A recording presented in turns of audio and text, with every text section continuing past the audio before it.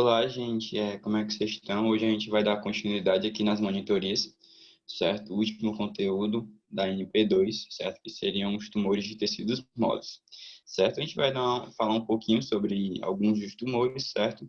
Mas, primeiramente, eu queria dar uma introduçãozinha em relação às neoplasias, certo? Eu sei que a gente vê por um grande período de tempo, certo? Mas não custa nada relembrar. A gente sabe que possui algumas diferenças, né, em relação às neoplasias benignas e malignas, onde a gente tem como principal diferença, onde as lesões benignas, elas possuem um crescimento lento, certo? Um crescimento bastante demorado, na maioria dos casos. Elas são bem delimitadas, certo? Não costumam reincidivar, ou seja, elas não costumam se desenvolver normalmente. Não possuem células atípicas, ou seja, células que não permitem, não fazem parte daquele determinado local e também não emitem metástases, certo? Ao contrário das lesões malignas, onde as lesões malignas elas têm um crescimento considerado rápido, os limites são imprecisos, reincidivam com bastante frequência, a gente possui a presença de atipias celulares, além disso, elas possuem o risco de emitir metástases, certo? Eu trouxe como exemplo aqui de neoplasia de tumor, de neoplasia de cunho benigno, o linfoma, certo? Que teria um tumor que possui sua origem em relação à gordura, certo? E o linfoma, certo? Que seria um tumor que está relacionado aos vasos linfáticos, certo? A cadeia linfática. Então, o linfoma ele é considerado um tumor benigno e já o linfoma é considerado um tumor maligno, certo? Continuando, a gente vai abordar um pouquinho sobre esses tumores, onde eu quero falar primeiramente para vocês em relação à hiperplasia papilar inflamatória, certo? A hiperplasia papilar inflamatória, gente, é um crescimento de tecido reacional, certo? Que usualmente, embora nem sempre, se desenvolve abaixo de uma dentadura, certo? Embaixo de uma prótese. Então, a gente tem como principal fator etiológico para o aparecimento dessa lesão próteses mal adaptadas, certo? Na maioria dos casos, as próteses elas podem acabar contribuindo para o aparecimento dessa lesão. Essa lesão é do tipo de cunho reacional. Então, traumas na região que podem acabar contribuindo para o aparecimento dessa lesão, certo? É bastante prevalente em pacientes com palato endêntulo, certo? A superfície da lesão ela é papilar, possui um aspecto pedregoso, assim como nessa imagenzinha aqui, ó, nessa segunda imagem, certo? E possui uma superfície considerada lisa, certo? Pode ter também a presença de múltiplas pápulas, que é esse caso aqui também. A coloração vai ser semelhante à mucosa, mas em alguns casos a gente pode ter uma coloração mais eritematosa. E, na maioria dos casos, essa lesão é de cunho assintomático, certo? Ela passa a ser sintomática quando a gente tem traumas, dentre outras coisas.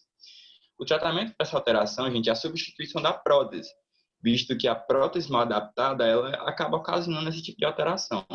Então, a gente tem que fazer o ajuste da prótese ou, se necessário, fazer a confecção de uma nova prótese, tá bom? Para o desaparecimento dessa alteração.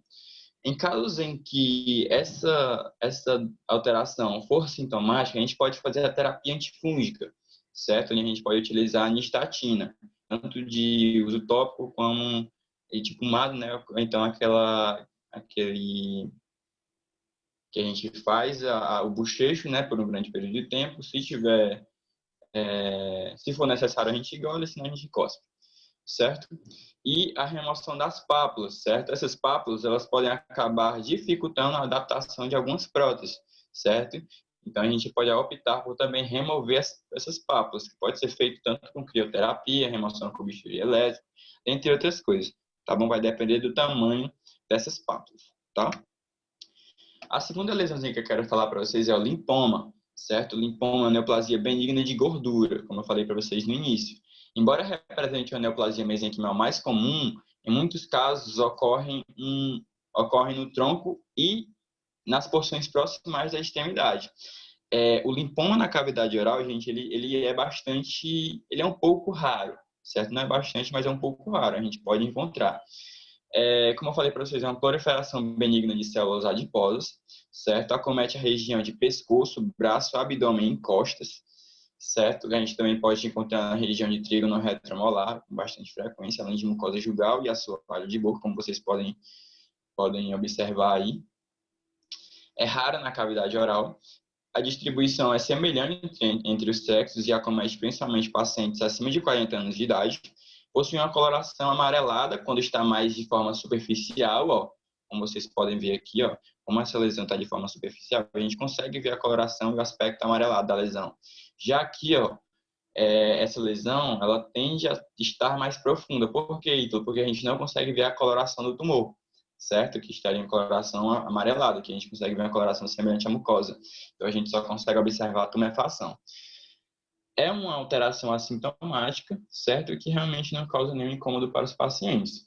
No histológico, a gente vai observar um crescimento de adipócitos maduros, além de uma fina camada fibrosa em recobrimento. Geralmente, esses linfomas eles estão fortemente aderidos aos tecidos, principalmente em casos de extremidades. Mas agora, o fato dessa cápsula fibrosa estar revestida nessa alteração pode acabar facilitando no momento da retirada dessa lesão, certo? O tratamento é a remoção da lesão, certo? E quando a gente coloca num potezinho com formol, a lesão ela tende a boiar, certo? Sobre o formol. Ou então, se a gente não quiser tratar, se o paciente não quiser tratar, a gente deve pelo menos esclarecer, né, do que se trata a essa condição, porque o paciente pode conviver com ela e o paciente não tem nenhuma síndrome de lesão maligna, certo? Não achar que é uma lesão, que é câncer, entendeu? Entre outras coisas. Outras lesões que eu quero falar para vocês é em relação ao hemangioma e a malformação vascular. A gente sabe que também existe diferença em relação a essas duas alterações, em que o hemangioma é um tumor benigno de proliferação de endotélio vascular, certo? Que possui a sua involução gradual. Como assim, Ítalo? A gente vai ter a diminuição dessa alteração com o passar do tempo, certo? Já a malformação vascular, elas são anomalias de estruturas vasculares, são amartomas, sem proliferação endotelial, que não evoluem, ou seja, a gente precisa de algum tratamento para regredir esse tipo de alteração, certo? Que a gente consegue ver o hemangioma, ó, que foi tratado com a aplicação de um medicamentozinho que eu vou falar para vocês, o oleato, certo? Que é um esclerosante, e aqui a gente tem a imagenzinha de uma malformação vascular na região de língua, certo? Então, a gente vai falar um pouquinho sobre hemangioma, que é uma inovidade de tecido vascular mal formado, certo? Que crianças são mais acometidas, principalmente no sexo feminino, numa proporção de 3:1, certo? E acomete principalmente paciente de raça branca. O tratamento é a utilização de um agente esclerosante, certo? A gente utiliza como principais oleatos de monoetanolamina, certo? A gente também pode utilizar criocirurgia, 2 aplicações de 10 segundos a 32 graus, e a gente também pode utilizar embolização, certo? Sendo ela percutânea ou transarterial. A gente utiliza mais o agente esclerosante, certo? Que possui um prognóstico bem elevado em relação a esse tipo de alteração. Ó, coloquei esse casozinho aqui para vocês, desse hemangioma, ó, sendo tratado com agente esclerosante, oleato de metanolamina, que seria o etamolim, certo? A gente aplica essa substância no lumen da lesão e a gente vai ter, ó, a remissão, certo? Da alteração aqui com 7 dias e aqui com 14 dias, certo? Depois da primeira aplicação de oleato, certo? A gente vê com um prognóstico bastante elevado em relação a essa alteração. Já em relação à malformação vascular, é mais comum em adultos, certo? Perdão. Mais comum em adultos. A localização tende a ser mais frequente na língua, mucosa jugal, lábio ou qualquer região de tecido mole. Podem se encontrar intraossos, certo? É bem importante lembrar que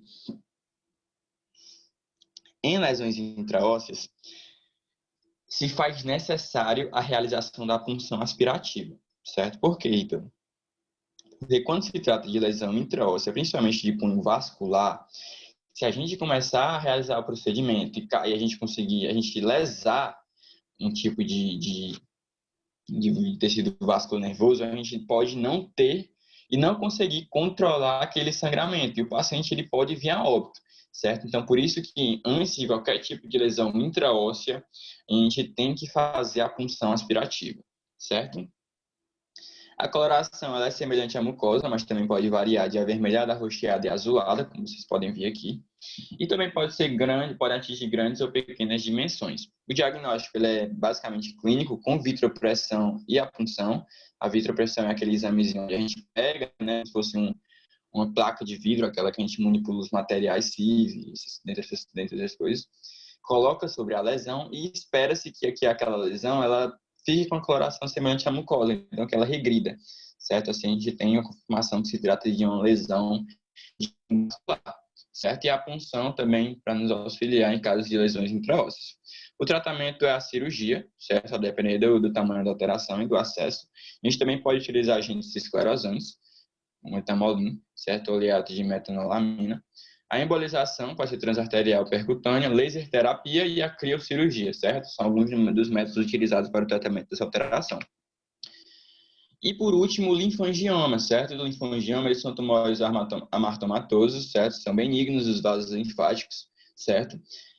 Estão cerca de 50% dessas alterações, ocorrem ao nascimento, certo? Ou seja, a criança já nasce com a maioria dessas lesões. E são mais comuns na região de cabeça e pescoço. A gente tem alguns tipos, que são eles o linfangioma capilar, né? Que tende a acometer pequenos vasos linfáticos. O linfangioma cavernoso, que seria esse intraoral, certo? Que acomete os vasos de maior calibre, como vocês podem ver aqui, ó, é um exemplo de um hemangioma cavernoso. E o higroma cístico, certo? Que seria a formação de uma grande massa com aspecto clínico. O tratamento para essa alteração é baseado na cirurgia, tá bom, gente? Ó, nesse caso aqui, ó, é esse mesmo caso aqui de linfangioma cavernoso, onde a gente fez a delimitação do corte, certo? Utilizou o eletrocauntério, certo? O laser de alta potência para poder fazer a incisão dessa lesão e controlar o sangramento instantaneamente, porque a gente sabe que quando se trata de lesão em região que está altamente vascularizada, a gente deve ter um campo limpo, certo? Para facilitar no manejo do tecido. E aqui tem a peça retirada, depois disso a sutura pós-operatório, certo? De 12 meses, tá bom? Tudo bem direitinho. Essas foram as minhas referências, tá bom, gente? Eu me ponho à disposição de vocês. Sempre que precisarem, vou lá tirar as dúvidas de vocês, tá bom? Podem me chamar no privado. E até a próxima. Beijo.